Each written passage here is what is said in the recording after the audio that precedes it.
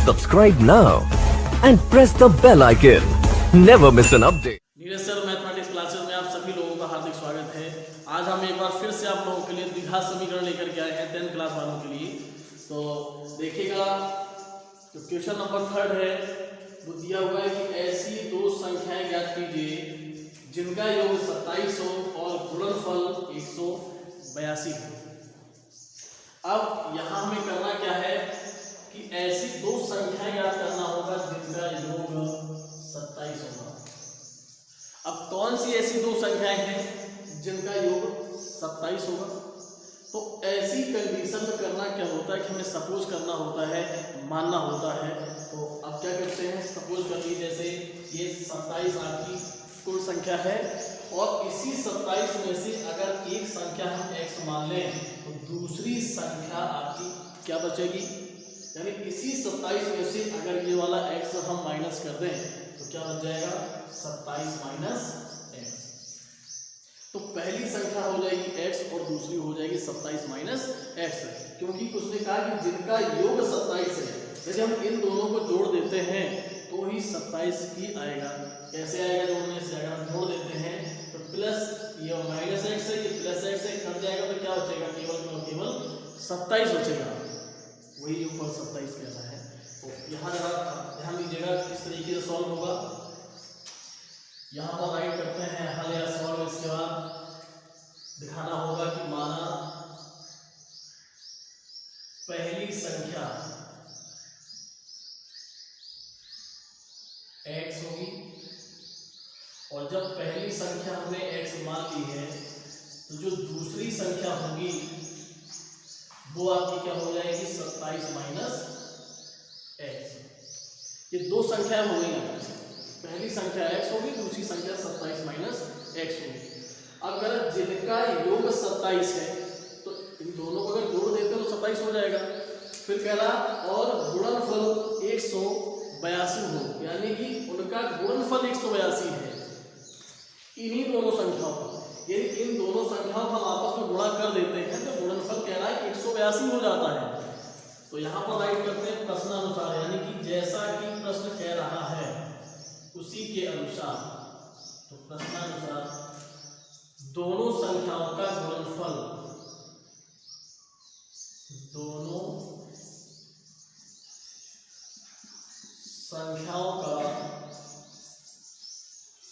गुणनफल कितना हो जाता है 182, क्योंकि ये आपका 182 दिया हुआ है। तो आप दोनों संख्याओं को गुणा कर दीजिएगा। पहली संख्या x गुणा दूसरी संख्या है 27 माइनस x। इस x और इस 27 माइनस x के बीच में यहाँ पर कोई चिन्ह नहीं लगा है, वो गुणा का माना जाता है और बराबर किया हुआ है 182। अब हम इस x का 27 से गुणा करेंगे तो ये हो जाएगा 27x। अब इसी x का जब हम माइनस x से गुणा करेंगे, इस x का जब माइनस x से गुणा करेंगे तो माइनस के x स्क्वायर होगा और बराबर में लिखा हुआ है 182। अब हमें द्विघात समीकरण बनाना है और द्विघात समीकरण बनाने के लिए इस 182 को या तो इधर पक्षांतर करके ले आओ, या हम ये कह सकते हैं ये जो माइनस की x स्क्वायर है और प्लस के 27x है, इन दोनों को हम उठा करके उस तरफ ले जाएंगे, यानी कि पक्षांतर कर देंगे। और पक्षांतर करने पर होता है चिन्ह आपके बदल जाते हैं। तो इस माइनस x स्क्वायर को जो हम इस तरफ ले जाएंगे तो प्लस के x स्क्वायर हो जाएंगे। ये जो प्लस के 27x है, अब इस 27 के आगे कोई चिन्ह नहीं लगा तो प्लस का माना जाएगा। ये प्लस के 27x में पक्षांतर कर देंगे तो माइनस के 27x हो जाएंगे। इन दोनों संख्या को उठाकर हम 182 वाले की तरफ लेके आए हैं। इसको तो कहीं लेके नहीं गए, क्योंकि प्लस का है तो ये प्लस का ही बना रहेगा 182 और बराबर में क्या रहेगा 0। बराबर में 0 इसलिए बचा क्योंकि ये दोनों संख्याएं आपकी हम इस लेफ्ट हैंड साइड से उठा करके राइट हैंड साइड पे लेके गए हैं। तो अब लेफ्ट हैंड साइड के पास क्या बचेगा, कुछ भी नहीं, तो 0 होगा। अब इसके हमें करना होगा गुणनखंड। अब गुणनखंड कैसे करते हैं, ऐसी दो संख्याएं हमें सर्च करना होगा, ढूंढना होगा, खोजना होगा जिनका आपस में गुणा कर दें तो 182 हो जाए, वो भी किसके, प्लस के हो जाए। और उन्हीं दोनों संख्याओं को या तो हम प्लस कर दें या फिर माइनस कर दें तो आना चाहिए 27। अब वो कौन सी ऐसी दो संख्याएं हैं, वो दो संख्याएं 13 और 14 होती हैं। कि 13 और 14 का अगर हम गुणा कर देंगे तो 14 में से 13 घटा देंगे कि नहीं, 14 में से 13 अगर जोड़ देंगे तो 27 हो जाएगा। अब बात ये आती है कि 13 और 14 ये दोनों संख्याएं कैसे पता चल गई कि 13 और 14 ही होता है। तो ऐसी कंडीशन में क्या करते हैं कि ये जो 182 है, इसी 182 का हम कर लेंगे गुणनखंड। ये आपको रफ में करके देखना होगा। जिस तरीके से आप गुणनखंड करते हैं, लासा निकालते हैं, तो 2 का जब हम 182 भाग दे देंगे तो 9 दूनी 18, 2 एकम 9 91 बार गया। अब हम 7 का भाग देंगे तो 13 सबके होता है 91, और फिर हम 13 का भाग देंगे क्योंकि अभाज्य संख्या है और अभाज्य संख्या केवल उसी से ही कटती है जो संख्या दी हुई होती है। अब ये आपके पास अंक आ गए 2, 7 और 13। अब ये जो संख्याएं आई हैं 2, 7, 13, तो वो संख्या कहीं ना कहीं इन्हीं में से छिपी होती है। अब वो हमें इन्हीं का आपस में गुणा करके ऐसी संख्या बनानी पड़ती है जिनका आपस में गुणा करने से ये चीज आ जाए। अब 7 का अगर 2 से गुणा कर देंगे तो 14 हो जाएगा, तो ये संख्या आपके पास 13 है। तो 13 और 14 हमने यहाँ से निकाली। तो अब इसको जब राइट करेंगे तो यहाँ पर लिखा जाएगा x² फिर ये माइनस, और ये जो 27 दिया हुआ है तो इसी 27 को हम लिखेंगे 13 प्लस 14। अगर आप 14 प्लस 13 लिख दें तो भी चलेगा, और 13 प्लस 14 या 14 प्लस 13 आगे पीछे कोई भी संख्या लिख सकते हो। इंटू एक्स लिखा हुआ है तो इंटू एक्स प्लस दिया है 182 और बराबर में दिया हुआ है 0, तो यहाँ पर आएगा x²। अब आप क्या करेंगे, इस माइनस का अंदर गुणा करेंगे और यहाँ से x का भी अंदर गुणा करेंगे। तो ये दोनों संख्याएं अंदर प्लस प्लस की हैं, और जब माइनस का अंदर गुणा करते हैं तो चिन्ह में परिवर्तन होता है। जो प्लस के 13 है वो माइनस के 13x हो जाएंगे। इसी माइनस में प्लस से गुणा करेंगे तो माइनस के हो जाएंगे 14x, और प्लस के हैं 182 बराबर दिया हुआ है 0। अब इन दोनों में से और इन दोनों में से हमें कॉमन लेना होगा, क्योंकि हमने अलग अलग बना लिया, इन दो को एक साथ कर दिया है और इन दो को हमने एक साथ कर दिया। अब यहाँ से हमें कॉमन दिखाई दे रहा है x। जब हम x कॉमन लेंगे, x से x कैंसिल कर देंगे, सिंगल x बचेगा, तो ये माइनस है तो माइनस लगेगा, और x से ये x कटेगा तो बचेगा केवल 13। अब माइनस की 14x प्लस की 182 बचे हैं, तो इन दोनों में से हमें कॉमन लेना होगा। तो जब यहाँ माइनस और यहाँ प्लस है तो ऐसी कंडीशन में कॉमन लेते हैं माइनस। 14 और 182 में आप कॉमन ले सकते हैं 14 हम इसलिए कॉमन ले रहे हैं क्योंकि 14 से 14 भी कट जाता है और 14 से ही 182 भी विभाजित हो जाता है। तो 14 से 14 कटेगा, केवल x बचेगा। ध्यान यहाँ पर देना होता है, लड़के मिस्टेक करते हैं कि अगर यहाँ प्लस होता तो प्लस ही लगा देते हैं, जबकि हमने कॉमन क्या लिया है माइनस। तो ये जो हमने माइनस कॉमन लिया है, इसी माइनस का इस प्लस में भाग भी दिया जाता है। तो इस माइनस का जब प्लस में भाग देंगे तो माइनस आएगा, और 14 का जब हम 182 में भाग देंगे तो ये भी 13 बार ही जाएगा, और बराबर में क्या दिया हुआ है 0। जो अगला स्टेप हमारा बन के आएगा वो x माइनस 13 और x माइनस 13, ये दोनों जब एक जैसे हो गए तो इनको भी हम कॉमन लेंगे। तो अब x माइनस की जब हम 13 कॉमन लेंगे तो कॉमन का मतलब ही होता है भाग देना। तो x माइनस 13 से ये x माइनस 13 कटेगा तो ये सिंगल वाला x आपके पास बचेगा। फिर x माइनस 13 से ये वाला x माइनस 13 कटेगा, केवल बचेगा माइनस के 14, और बराबर कितना दिया हुआ है 0। अब हमें यही x की वैल्यू ज्ञात करनी है कि x की मान क्या होंगे। तो अब आगे क्या करते हैं, इसको हम 0 के बराबर करते हैं। पहले हम x माइनस 13 को 0 के बराबर करते हैं, तो x माइनस 13 बराबर 0। तो x बराबर कितना होगा, इस माइनस 13 को जब पक्षांतर कर देंगे तो प्लस के 13 हो जाएंगे। एक संख्या तो हमारे पास ये निकल के आई। दूसरी संख्या अगर निकालना चाहे x माइनस के 14, तो इससे भी हम 0 के बराबर दिखाएंगे। तो x माइनस के 14 बराबर 0 है, तो x बराबर जब इस माइनस 14 को हम पक्षांतर करेंगे तो ये भी प्लस के 14 होंगे। ये दो संख्याएं आएंगी 13 और 14। अब उसमें से कह रहा कि पहली संख्या जो थी वो x थी। अब आप इन दोनों में से आप कोई भी संख्या मान सकते हैं। आप 13 मान के भी लगा सकते हैं, आप 14 मान के भी लगा सकते हैं। अगर हम 13 संख्या मान के चल रहे हैं, मान लिया कि हम 13 लेके चल रहे हैं, तो यहाँ पर लिखा जाएगा पहली संख्या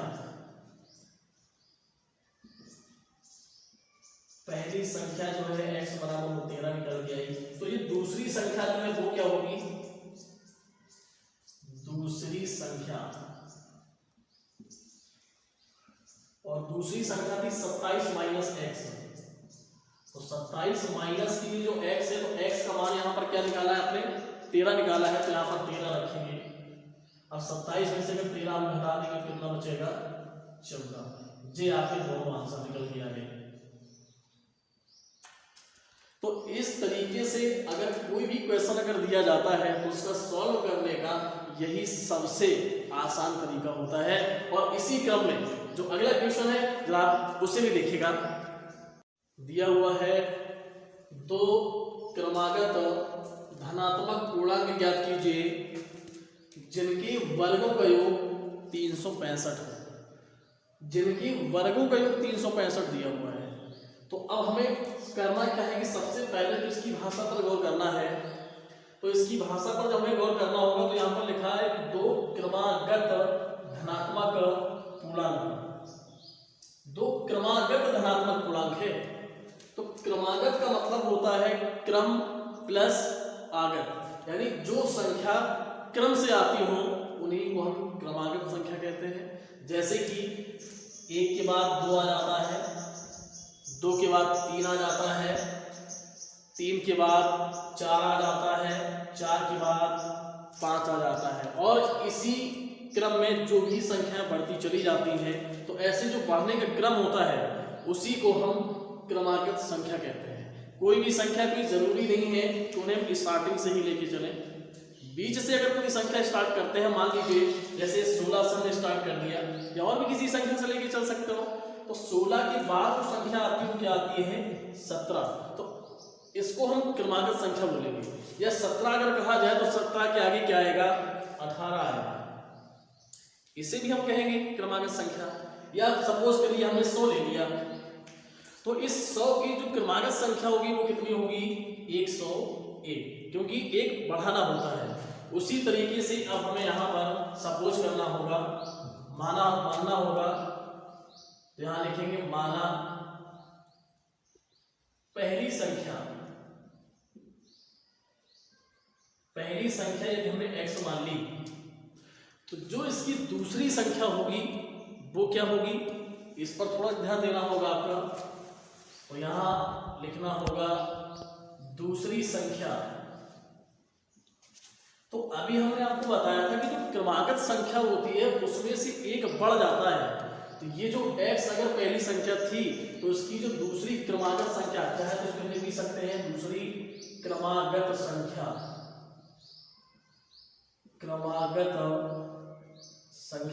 तो इसी x में से हम इस +1 कर देते हैं, यानी जो यहाँ संख्या थी उसी में हम +1 करेंगे, क्योंकि अभी आपको बताया कि क्रमागत के लिए क्या करते हैं, एक जोड़ देते हैं। तो ये दूसरी संख्या होगी।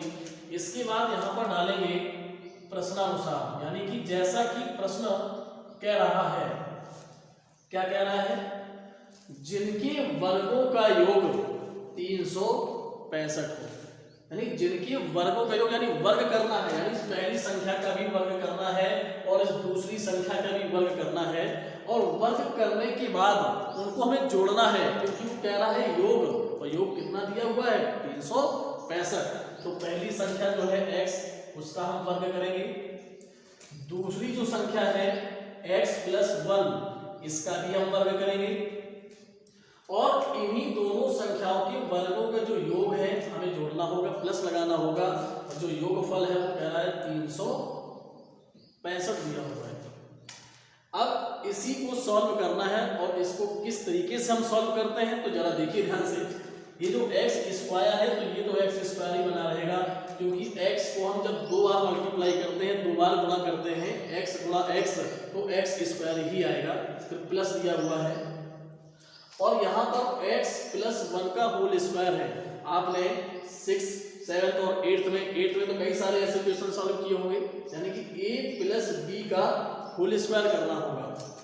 देखिए जरा साइड में बता देते हैं आपको, a + b का जो होल स्क्वायर होता है वो a² + b² + 2ab, ये फार्मूला होता है। तो इसी फार्मूले से जरा हम इसको तोड़ेंगे, x + 1 का होल स्क्वायर, x + 1 का होल स्क्वायर, यानी a के सामने x और b के सामने 1 है, तो a की जगह पर x रखेंगे और b की जगह पर 1 रखेंगे।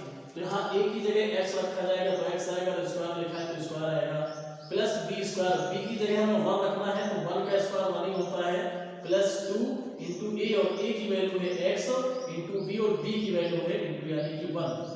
अब 1 का गुणा हम 2x में कर लेंगे तो यही आएगा x स्क्वायर प्लस के 1 प्लस 1 का 2x से गुणा करोगे तो 2x ही आएगा। तो ये हम कह सकते हैं कि इस x प्लस 1 का अगर होल स्क्वायर करते हैं तो क्या आएगा, x स्क्वायर प्लस 1 प्लस की 2x आएगा। तो यही वाला मान हम यहाँ पर उठा के रख सकते हैं। तो ये आएगा x square plus 1 plus 2x और बराबर में लिखा हुआ है 365। अब आगे वाला जो स्टेप होगा वो क्या होगा, ये x स्क्वायर और ये x स्क्वायर ये दोनों जब एक जैसे हैं और प्लस लगा है तो दोनों को हम जोड़ देंगे तो x स्क्वायर और x स्क्वायर हो जाएंगे 2x स्क्वायर प्लस के हैं 1 प्लस के हैं 2x। अब क्या करेंगे, ये जो बराबर में 365 दिया है अब इसको हम पक्षांतर कर लेंगे, यानी इस 365 को जब पक्षांतर करेंगे तो प्लस की संख्या जब पक्षांतर करने से आएगी वो माइनस की हो जाएगी। अब बराबर में यहाँ पर क्या बचा 0, क्योंकि वो संख्या तो हम पहले ले आए। अब ये बनेगा 2x स्क्वायर प्लस के हैं 2x। अब ये प्लस का 1 और ये माइनस के 365, यानी कि इस 1 में हमें इस 365 को घटाना होगा। इस 1 में 365 अगर हम घटाएंगे या हम ये कहें कि एक संख्या जब प्लस की हो दूसरी संख्या जब माइनस की हो तो हमेशा घटाया जाता है। तो जब 365 में 1 हम घटाएंगे तो 364 बचेंगे।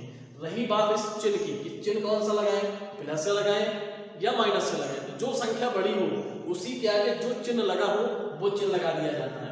1 के आगे प्लस और 365 के आगे माइनस, और 1 की तुलना में 365 बड़ा होता है और उसके आगे जो माइनस का चिन्ह लगा है यहाँ पर माइनस का चिन्ह लगा देंगे। बराबर में क्या दिया हुआ है 0। इसके भी हम छोटा कर सकते हैं, छोटा इसलिए कर सकते हैं क्योंकि यहाँ पर 2 लिखा है, यहाँ भी 2 लिखा है और 364 भी एक ऐसी संख्या है जो 2 से पूर्णतः विभाजित हो जाती है। तो हम कह सकते हैं कि 2 का भाग दे देंगे या हम कह सकते हैं 2 हम कॉमन ले लेंगे। तो कॉमन का मतलब होता है भाग देना, 2 से 2 कट जाएगा तो x स्क्वायर आएगा प्लस फिर 2 से 2 कटेगा तो x बचेगा फिर माइनस। अब इसी 2 का जो हम 364 में भाग देंगे तो कितनी बार जाएगा ये 182 और बराबर में लिखा हुआ है 0। अब इस 2 का इस 0 से हम भाग दें, किसी भी संख्या का 0 से भाग देते हैं तो उसका आंसर 0 ही आएगा। तो केवल बचेगा x square plus x minus के 182 और बराबर में दिया हुआ है 0। इस 2 को हमने 0 से भाग दिया है तभी 0 आया है। याद ध्यान रखिएगा, आप कहने लगे कि 2 पता नहीं कहाँ चला गया, कहीं चला नहीं गया है। इस 2 का 0 से भाग दिया है तो 0 आया है। अब ये एक तरीके का हमारा बन गया द्विघात समीकरण। तो ठीक इसी के आगे जो हमने आपको क्वेश्चन बताया था बिल्कुल यही क्वेश्चन बताया था, बस अंतर कितना था, यहाँ पर 27 x थे और यहाँ पर प्लस के 182 था। यानी इस 182 की हमने ऐसी 2 संख्याएं ढूंढी थी जिनका गुणा करने से 182 हो जाए और जोड़ने घटाने से। अब यहाँ पर कुछ नहीं है तो 1 मान ही लेंगे। तो जब 1 मान लेंगे तो ऐसी अब संख्या बताना है गुणा करने से 182 आ जाए, वो भी माइनस का आना चाहिए और जोड़ने घटाने से 1 आना चाहिए। तो वही 2 संख्याएं हैं आपके पास 13 और 14। 13 और 14 का गुणा कर देंगे तो 182 आएगा, लेकिन हमको क्या चाहिए माइनस का चाहिए। तो हम क्या कर रहे हैं 14 कर लेते हैं माइनस का। 13 का गुणा कर माइनस 14 से कर देंगे तो माइनस 182 तो मिल जाएंगे और 14 में से अगर 13 को हटाएंगे तो हमें 1 मिल जाएगा। हम ये भी कह सकते हैं कि 14 प्लस को कर लो तो माइनस को 13 कर लो, क्योंकि इन दोनों में से हमें इस तरीके से चिन्ह एडजस्ट करना है क्योंकि हमें इस पर भी ध्यान देना है, प्लस 1 आना चाहिए। तो यहाँ पर हम आगे क्या राइट करेंगे x स्क्वायर प्लस इस 1 की जगह हम लिख रहे हैं 14 माइनस 13 इंटू x और दिया माइनस की 182 बराबर 0। अब इसको आगे जब सॉल्व करेंगे तो अगला जो स्टेप होगा वो आपको ये ध्यान देना है कि x स्क्वायर प्लस क्योंकि प्लस लगा था, अगर यहाँ माइनस है तो माइनस के जब अंदर गुणा करते हैं कुछ चिन्ह बदल जाते हैं, लेकिन यहाँ प्लस है तो प्लस के अंदर गुणा करने से चिन्ह में कोई परिवर्तन नहीं होता। तो केवल x से गुणा कर दो 14 से तो प्लस के हो जाएंगे 14x। अब इसी x से जब माइनस 13 से गुणा करेंगे तो आएगा माइनस के 13x और बराबर में एक माइनस लिखा हुआ है 182 बराबर दिया हुआ है 0। अब इनमें से क्या करते हैं हम दोनों की पेयर बना लेते हैं। तो इन दोनों में कॉमन है x, जब x से सिंगल x कर देंगे तो x बचेगा, फिर ये प्लस होगा x से x कट जाएगा तो 14 बचेंगे। अब यहाँ पर माइनस और यहाँ पर माइनस है, जब दोनों जगह माइनस है तो माइनस भी कॉमन लेंगे। ये 13 है और ये 182 है, तो 13 से 182 भी आपका कैंसिल हो जाता है, इसलिए दोनों में से हम कॉमन लेते हैं 13। माइनस से माइनस कर दिया, 13 से 13 कर दिया, केवल x बचेगा। अब इसी माइनस में इस माइनस में भाग देंगे तो प्लस बचेगा। इस 13 को 182 में भाग देंगे तो 14 आएगा, तो बराबर में दिया हुआ है 0। अब क्या करेंगे कि ये जो x प्लस 14 और x प्लस 14 है इनको भी हम कॉमन लेंगे, तो x प्लस 14 से x प्लस 14 कट गया, ये वाला बचेगा x, फिर x प्लस 14 से ये वाला x प्लस 14 कट जाएगा तो माइनस के बचेंगे 13 और बराबर में दिया हुआ है 0। अब इन्हीं दोनों में से हमें एक एक करके 0 के बराबर भी करना होगा, तो इस x प्लस 14 को जब 0 के बराबर करेंगे तो x प्लस 14 बराबर 0 होगा, तो x बराबर इस प्लस 14 यहाँ पक्षांतर कर देंगे तो माइनस की 14 आएगी। इसी तरीके से जब हम इस x माइनस 13 को 0 के बराबर करेंगे तो x बराबर आएगा माइनस 13, इधर आ जाएगा तो प्लस के 13 हो जाएंगे। अब ध्यान आपको ये देना है, एक संख्या आपकी माइनस की 14 है, एक संख्या आपकी प्लस की 13 है, तो जब कभी ऐसी कंडीशन में एक संख्या जब माइनस की आती है तो उसको अग्राह्य मान लिया जाता है, उसको अमान्य मान लिया जाता है, इसलिए उसको छोड़ा जाता है। जो संख्या प्लस की आती है उसी संख्या को आपका आंसर सपोज करके लगाना होता है। तो जरा ध्यान दीजिएगा कि पहली जो संख्या है आपकी, पहली संख्या जो हमने x मानी थी तो उस x का आंसर हमने मान लिया है 13। तो जो दूसरी क्रमांकित संख्या होगी, दूसरी क्रमागत संख्या कितनी है x प्लस 1, तो यही x का जो मान 13 निकल के आएगा, 13 यहाँ पर रख देंगे तो 13 और 1 कितना हो जाएगा 14 हो जाएंगे, यानी x प्लस 1, तो x की जगह रख दीजिएगा 13 प्लस 1 और 13 में अगर 1 जोड़ देंगे तो ये हो जाएगा आपका 14। यही दोनों आपकी संख्या निकल आई, यही आपका आंसर है, यानी ये पहली संख्या 13 हो गई, दूसरी संख्या आपकी 14 हो गई। अब अगला जो क्वेश्चन होगा क्वेश्चन नंबर 5, तो उसे भी आप लोग देखिएगा। दिया हुआ है एक समकोण त्रिभुज की ऊंचाई इसके आधार से 7 सेंटीमीटर कम है, यदि कर्ण 13 सेंटीमीटर का हो तो अन्य दो भुजाएं ज्ञात कीजिए। इस क्वेश्चन को सॉल्व करने के लिए सबसे पहले थोड़ा इसकी भाषा पर गौर करेंगे।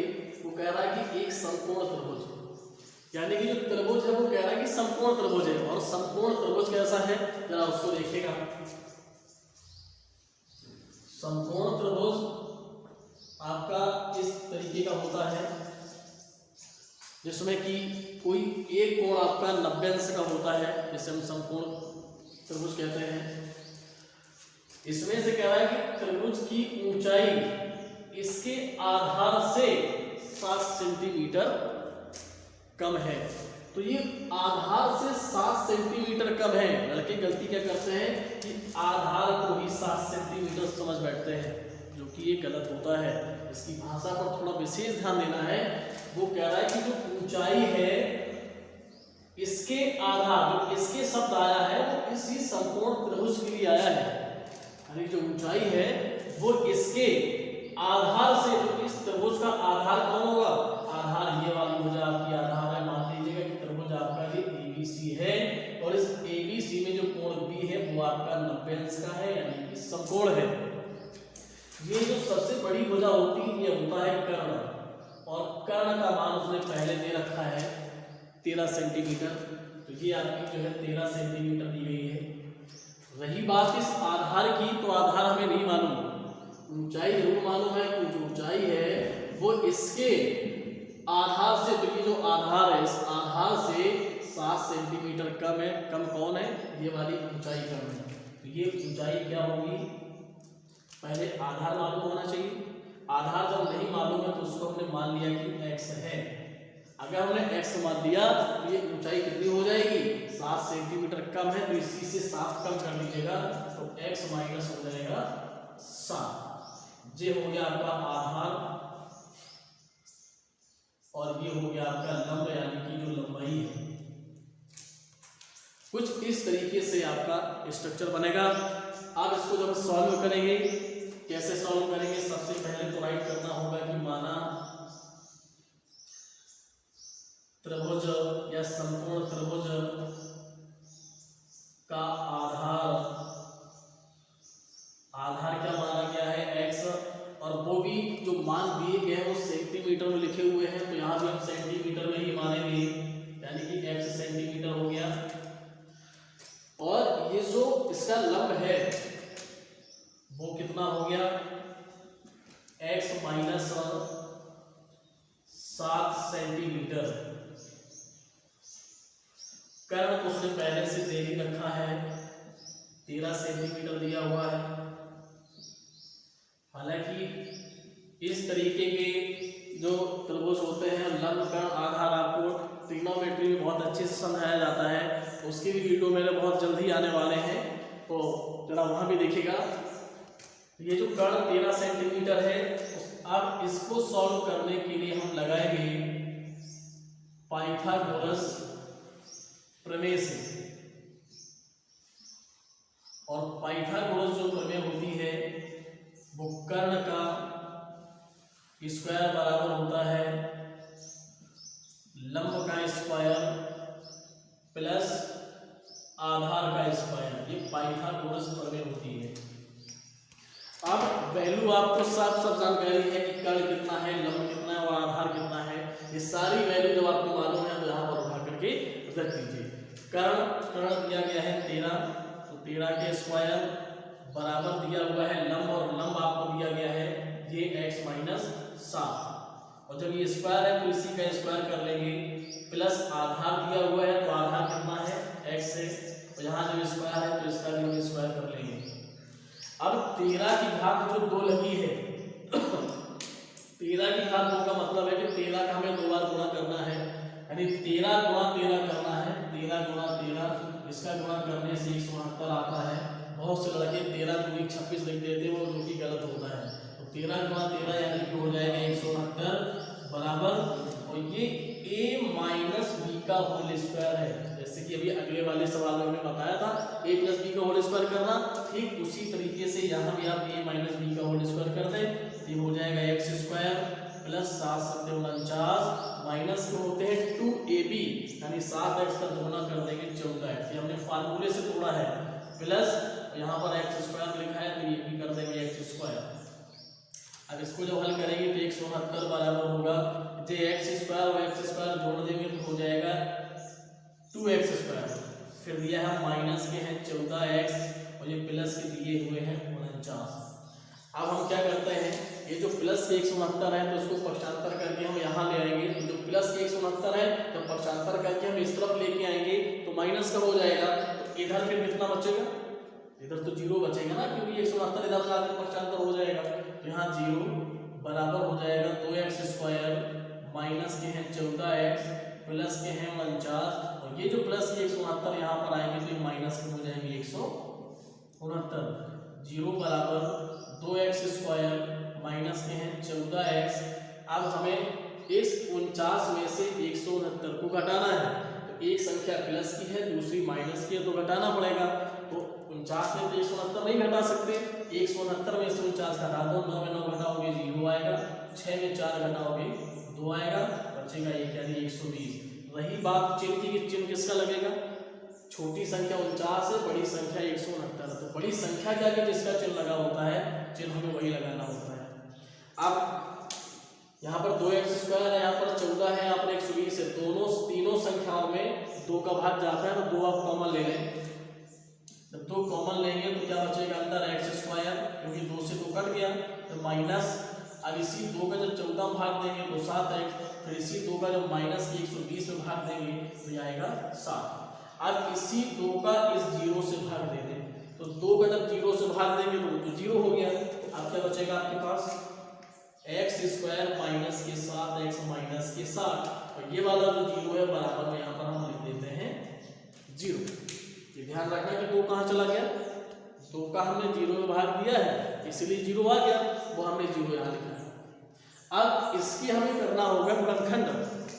कैसे गुणनखंड हमने किए थे, जैसे कि अभी अगले वीडियो में किए गए हैं, माइनस के 60 है, तो ऐसी कोई 2 संख्याएं हमें ढूंढना है जिनका गुणा करने से माइनस के साथ आ जाए और जोड़ने घटाने से 7 आ जाए। तो कौन सी ऐसी दो संख्या होती है? तो वो दो संख्या होती है 12 और 5। 12 का अगर हम 5 में गुणा कर दें -5 तो माइनस के 7 आ जाएगा। 12 में अगर 5 घटा देंगे तो कितना आएगा? 7 आएगा। तो इसको हम लिखेंगे तो x² माइनस इस 7 को लिख देंगे 12 माइनस के 5 इंटू x माइनस के 7 बराबर है 0। x² माइनस का भी अंदर गुणा करेंगे, x का भी अंदर गुणा करेंगे तो हो जाएगा माइनस के 12x। अब यही माइनस और माइनस हो जाएंगे प्लस के 5x और माइनस के दिया हुआ है 60 बराबर दिया हुआ है 0। इन दो को एक साथ कर लेंगे, इन दो को एक साथ करेंगे तो इन दोनों में से x कॉमन है, x कैंसिल हो जाएगा, x बचेगा, फिर माइनस, फिर x से x कट जाएगा तो 12 बचेगा। इधर प्लस लगा है तो प्लस लगाइएगा। 5x और 60 में यानी 5 और 60 में से 5 कॉमन ले लीजिएगा, 5 से 5 कट जाएगा तो x, ये माइनस बचेगा क्योंकि प्लस का इस माइनस से भाग देंगे तो माइनस ही आएगा। 5 का 60 में भाग देंगे तो 12 पंचे 60 होता है, बराबर लिखा हुआ है 0।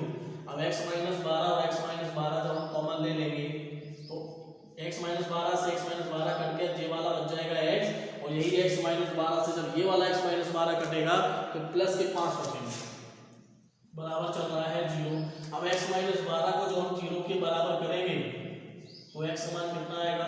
-12 75 कर देंगे प्लस के 12 हो जाएंगे। इसी तरीके से जब हम x प्लस के 5 को जब हम 0 के बराबर करेंगे तो x बराबर ये +5 वहां आएगा तो ये माइनस के 5 हो जाएंगे। ये दो संख्याएं आई, एक प्लस की 12 आई और दूसरी माइनस की 5 आई। हमें ज्ञात क्या करना था? अन्य दो भुजाएं ज्ञात कीजिए। तो एक भुजा तो आपको मालूम थी कर्ण, आपको आधार मालूम करना था और लंब भी आपको ज्ञात करना था। तो जो x संख्या थी आपकी आधार, तो x हम किसको माने? 12 को माने या 5 को माने? ऐसी कंडीशन में आप 12 को मानेंगे क्योंकि कभी भी किसी की लंबाई माइनस में नहीं हो सकती। कभी हम ये नहीं कह सकते कि लंबाई माइनस की 5 मीटर है या माइनस की 5 सेंटीमीटर है। किसी की लंबाई माइनस की नहीं होती है तो इसको ऋणात्मक होने के कारण इसको क्या कर देंगे? छोड़ देंगे। तो फिर क्या बचेगा? x बराबर 12 बचेगा। तो x हमने किसको माना है? आधार को। तो आधार कितना आ गया? 12। हम कह सकते हैं त्रिभुज का आधार जो होगा वो 12 और सेंटीमीटर में दिए गए तो इसको हम सेंटीमीटर में ही कहेंगे। आधार हो गया 12 सेंटीमीटर। वही बात इस लंब की, लंब कितना हो जाएगा? लंब आपका है x माइनस के 7, तो x का मान अगर 12 माना है तो 12 में से 7 घटा दोगे, 12 में 7 घटाओगे कितना आएगा? 5। हम ये कह सकते हैं एक समकोण त्रिभुज जिसका कर्ण 13 है, लंब आपका 5 है और आधार आपका 12 है। तो इस तरीके से आपको ये भी देख लिया आप लोगों ने। अब हम अगला क्वेश्चन लेकर के आ रहे हैं जो इस एक्सरसाइज का लास्ट नंबर है 6 नंबर, उसको भी देख लीजिएगा। और इसी क्रम में जो अगली एक्सरसाइज हम लेकर के आने वाले हैं तो बहुत ही जल्द वो एक्सरसाइज आने वाली होगी, इसलिए आप हमारे इस चैनल को सब्सक्राइब करें, लाइक करें और सारे वीडियोस आपको अप टू डेट मिलता रहेंगे।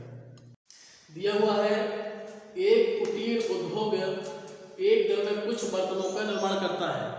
कुछ बर्तनों का निर्माण करता है, ध्यान देना, कुछ बर्तनों का निर्माण करता है, यानी कि इसकी हमें जानकारी नहीं है।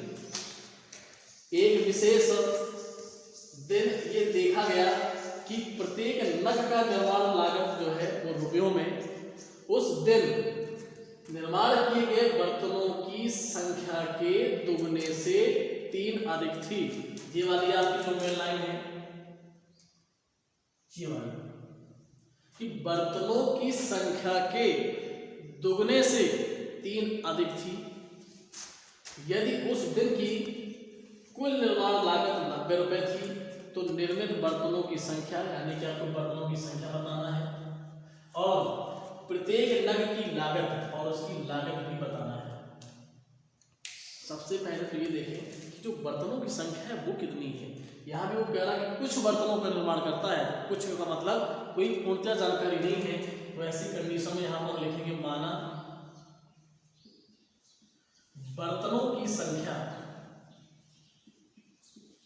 जो बर्तनों की संख्या होगी उसको हम मान लेंगे x। मान लिया कि x बर्तनों का हमने निर्माण किया है। अब ये जो बर्तन बनाए हैं तो इन्हीं बर्तनों को बनाने में कुछ वो निर्माण लागत क्या लिखी हुई है, निर्माण में लागत। अब वो क्या है, वो जरा यहाँ पर लिखा है कि निर्माण किए गए बर्तनों की संख्या के, तो बर्तनों की संख्या कितनी है, x है, तो बर्तनों की संख्या के दुगने से, तो इसी का दुगना कर दो यानी 2 का गुणा कर दो। ये मैं 2 का गुणा कर रहा हूँ सवाल की भाषा से, वो कह रहा है बर्तनों की संख्या के दुगने से, तो इसी बर्तनों की संख्या में x मानी थी तो उसी में 2 का गुणा कर दो, दुगना हो गया। वो कह रहा 3 अधिक थी तो इसका मतलब 3 इसी में जोड़ देंगे, अगर कम कह रहा होता तो माइनस कर देते। तो ये कंडीशन आई, निर्माण में लागत जो हो गई वो 2x प्लस की 3 हो गई। अब वो ये कह रहा है कि यदि उस दिन की कुल निर्माण लागत यानी कि जो इनका आपस में जो हम गुणा करेंगे वो कितना होगा, 90 रुपए होगा।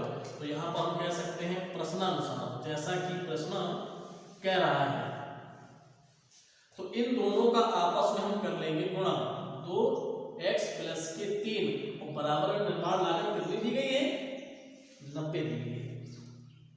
अब इनका जब अंदर गुणा करेंगे तो क्या हो जाएगा, 2x स्क्वायर प्लस फिर x का 3 से गुणा करेंगे तो 3x बराबर दिया हुआ है 90, फिर ये आएगा 2x स्क्वायर प्लस के 3x। अब बराबर ये जो प्लस के 90 जब पक्षांतर कर देंगे तो हो जाएगा माइनस के 90, बराबर कितना होगा, 0। अब इसके भी हमें गुणनखंड करना है, तो इस ये जो माइनस के 90 है, अब देखिए इस x स्क्वायर में पहले 2 लिखा है, तो इस माइनस 90 का जब हम इस 2 से गुणा करेंगे तो हो जाएगा माइनस के 180। अब हमें वो 2 ऐसी संख्या ढूंढना होगा, गुणा करने से 180 आ जाए और जोड़ने घटाने से केवल 3 आ जाए। तो इसके गुणनखंड आप कर लीजिएगा और करने के बाद मुझे कमेंट्स करके जरूर बताइएगा इसका आखिर आंसर आता कितना है। अगर नहीं आता है तो वो भी मुझे कमेंट्स करके बताइए, तो जो मैं अगले वीडियोस लेकर के आऊँगा उसमें जरूर मैं इसका सलूशन डाल दूंगा।